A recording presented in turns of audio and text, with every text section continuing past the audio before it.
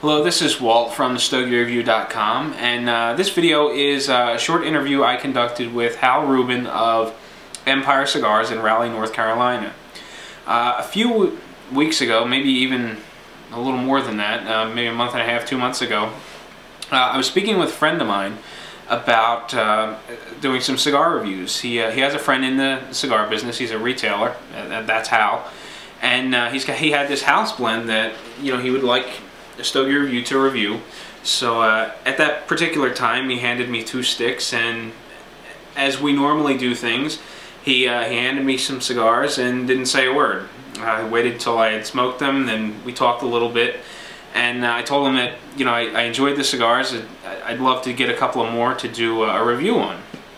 And fortunately, he happened to be going down to North Carolina on business. He was going to be seeing Hal, and he said he'd pick up a couple of cigars. The cigars are the La Flor Dominicana Cheroots. See, I've got a box here. He brought a handful back for me in a box so that I could show you the presentation. And I wasn't quite sure what these were until I got to talking to Hal, and then it sort of clicked. I remember hearing about these cigars. It was a ways back on Club Stogie. I heard about these ice picks, or these quote-unquote crack sticks. And they were very elusive at the time, and I really didn't know anything about it. And it was just one of those cigars that I just never thought I'd get the opportunity to try. And so this friend of mine brings me back some cigars. He gives me Hal's information, and Hal wanted to talk to me about the brand rather than type out an email and have me regurgitate the information for you. So what you're going to see is me doing not a very great job with an interview. Ideally, I wanted to pull in the audio and make everything sound crisp and all. I bought a mini mixer and a bunch of cables, and well, my trip to Radio Shack wasn't so fruitful. I picked up the wrong cable. It didn't quite work. So basically, I rigged up some speakers. I had the camcorder running, and I just sort of recorded our conversation. So sit back and enjoy a little bit of conversation between myself and Hal Rubin on the La Flor Dominicana Cheroot from Empire Cigars. About 4 or 5 years ago, the club that I belonged to in Connecticut had a tasting of the 25 top cigars, CA's top 25. And Dave Sabona was a member of our club, so he supplied a lot of those cigars that year. And one of the cigars that year was the Chisel, and Lito wasn't sure that he could get the Chisels to the event in time, so he sent Dave Sabona with some of these Cheroots.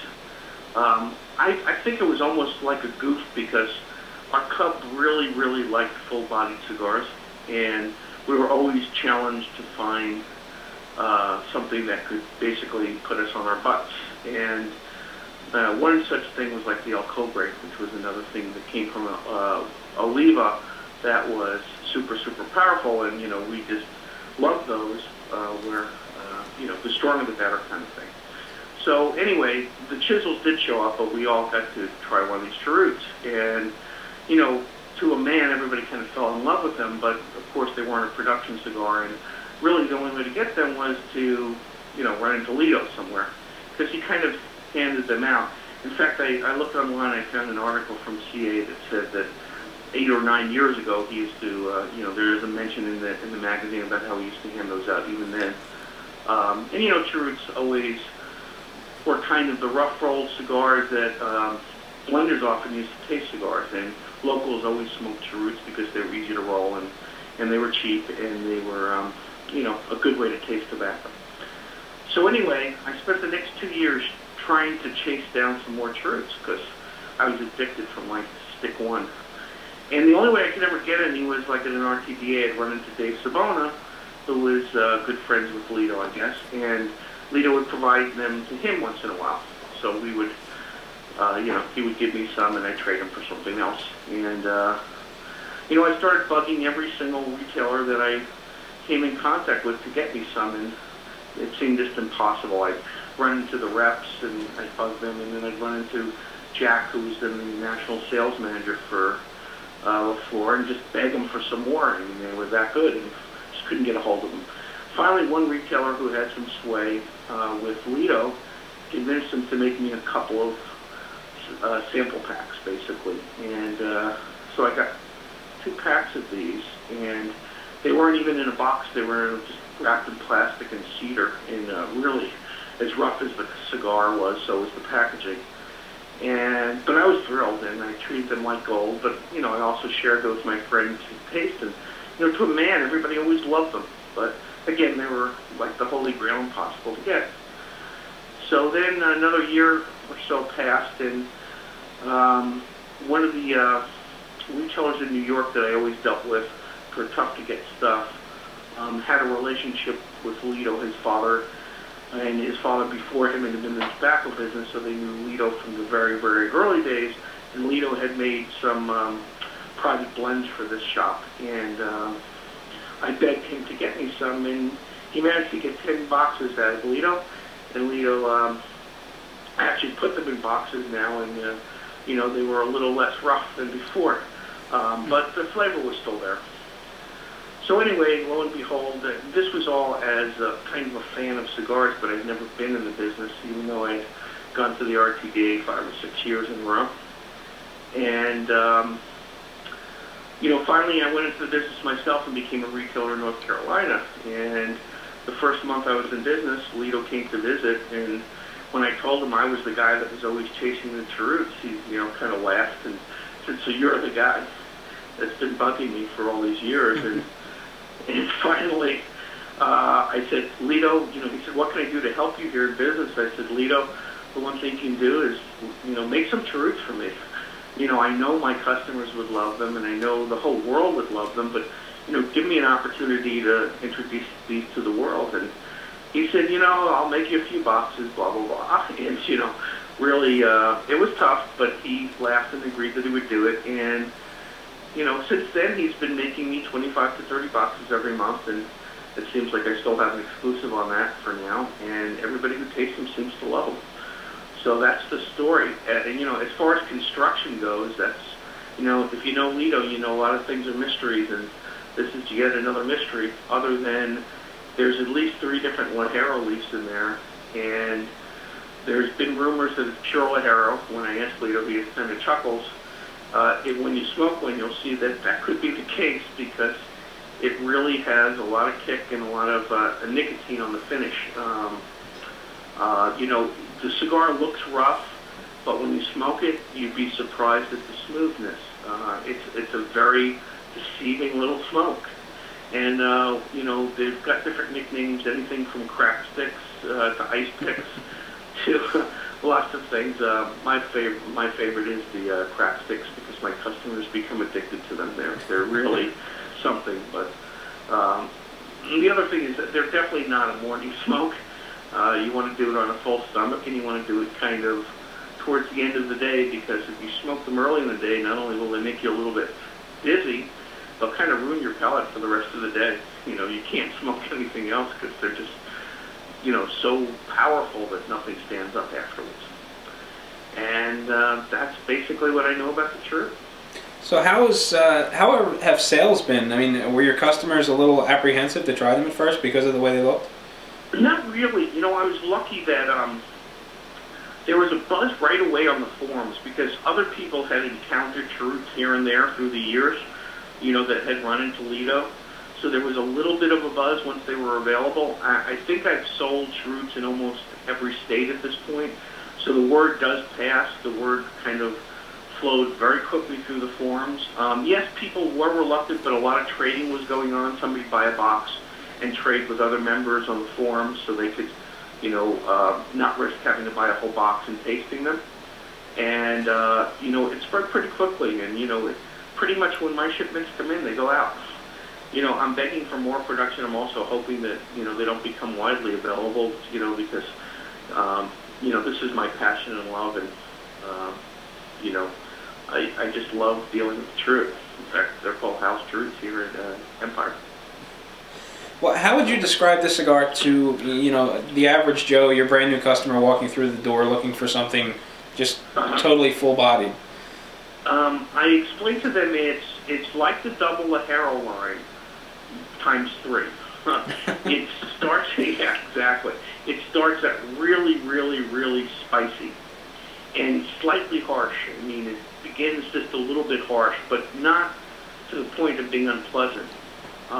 It smooths out really quickly, and there's surprising complexity. It's hard to believe when you look at the thing that it could have, you know, complexity at all. It would seem to be, you know, a lot of cigars that are really full body tend to be one-dimensional. This thing isn't, and it's a mystery. I don't know how he's managed to do it, but the thing is this, you know, it's got spice, it's got power, but it's also got some medium notes and you know, even some subtle flavors. It's really fascinating thing. So these are your house cigar. Why don't you tell me a little bit about your shop in general? You're in Raleigh, North Carolina, correct? Yeah, we're in Raleigh, North Carolina. I bought the store back in May 1st, and I expanded the humidor first thing. I brought in a lot of lines that were kind of new to Carolina, or exclusive, or not very widely available in North Carolina, like Tatuajes, Illusiones, the Cruzados, Cubayos. Across the line, I expanded the Lido line. I carry almost everything Lido. I carry a lot of Rocky. And, you know, before that, it was a much more limited supply. I think I tripled or quadrupled the amount of facings I have in the humidor. I put in a center out there I had custom built, and it gave me so much more room for variety and flavor. And, you know, it does have a bias towards full body, but there's something for everybody in my humidor. You know, business since I've taken over has more than doubled, and they were doing pretty well. So I think people were very anxious to have a chance for that kind of selection and variety. In fact, my customers, a lot of the regulars curse me. They say, you know, it used to be easy. We walk in there, we have to smoke whatever was there. And said now when we walk in your humidor, we have constant choices to make, and it gets tough sometimes. So. And you know, that's not only, you know, it's not only the, you know, the house blends. It's just across the line. I tend to experiment a lot. Like I brought in Viaje, which seems to be doing well. I had the Casa Magnus months and months and months ago before Cigar of the Year because it appealed to me. I tasted it and said, I don't care who makes this thing. This is a good cigar. And you know, not that everybody has to have my same taste, but you know, a cigar does have to make it by me to get into my humidor.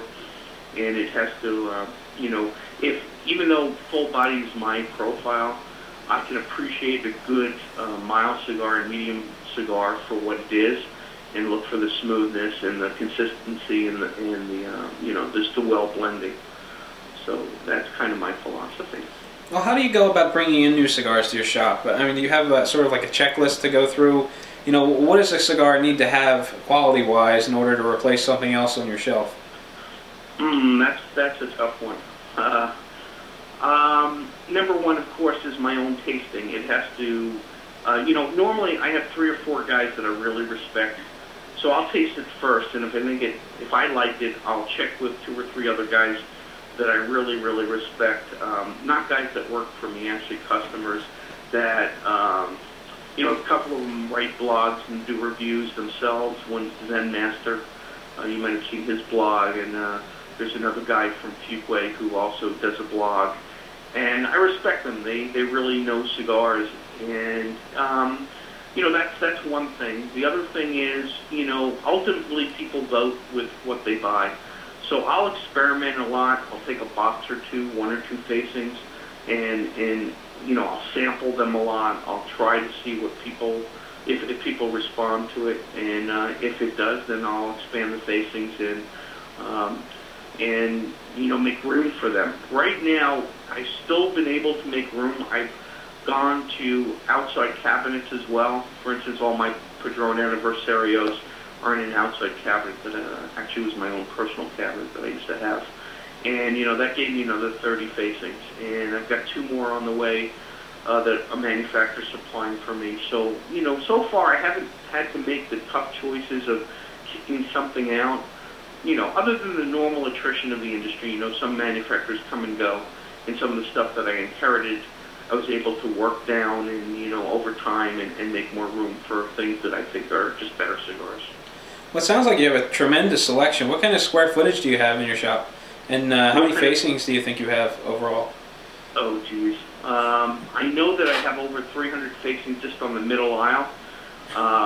So I would have to say I have 600 or 700 facings. Is my guess. I mean, there's not too much that I don't have. The things that I don't have are mainly because of area. For instance, I don't carry a lot of Altadis product just because JR is so close and so deeply discounted that it's hard for me to do anything with Altadis and compete with that. And, you know, to a lesser extent, General. I don't have a lot of General product, but I've got what you need. You know, I've got Macanudos, and I've got some punch, and I've got some stuff like that. But everything else is kind of esoteric. I mean, I've got Titon de Bronzes, for instance. I've got, like I said, Viajes. I've got, I mean, if it's new and you know, it passes our taste test or whatever, it's going to make its way into our humidor. Go ahead, I'm sorry. You mentioned that you've sold your cheroots in practically every state. Are you supplementing your sales online, or are you just doing phone orders? We don't have a website yet.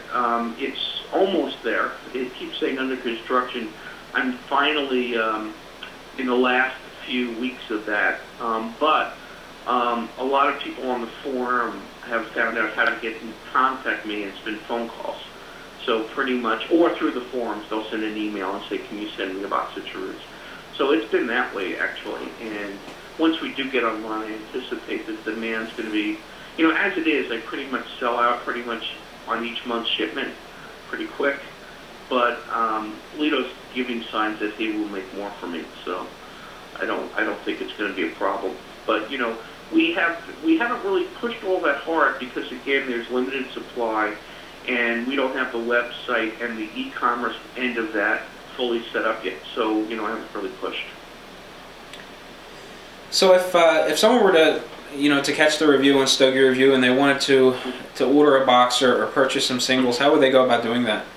They either send me an email or they give me a call. That's the way right now. So, you know, the email address is simple. It's capitalcitycigars@gmail.com. Capitals CAPITAL, and the other way is to give us a call at 919-870-0081.